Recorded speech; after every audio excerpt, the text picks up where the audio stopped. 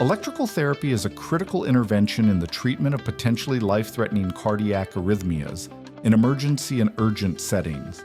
It includes defibrillation, synchronized electrical cardioversion, and cardiac electrical stimulation, transcutaneous or transvenous pacemaker, all aimed at restoring an effective and perfusing cardiac rhythm. Its immediate application can be decisive for survival, especially in cardiac arrest or unstable arrhythmias, unresponsive to pharmacological treatment.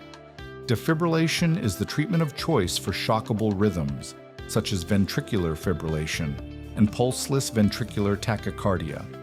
It should be performed as soon as possible with a high-energy shock that depolarizes the myocardium and allows the resumption of sinus rhythm.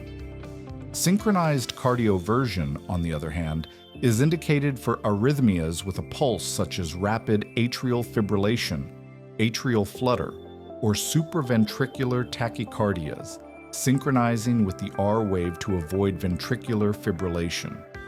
In symptomatic bradyarrhythmias or high-grade blocks, electrical stimulation is used, transcutaneous as a temporary measure or transvenous when prolonged support is required.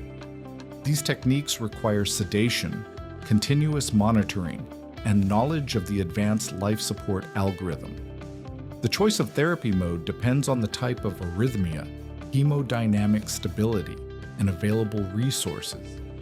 Rapid, safe, and protocolized execution optimizes clinical outcomes and turns the professional into a key agent in resuscitation and advanced management of the critically ill patient.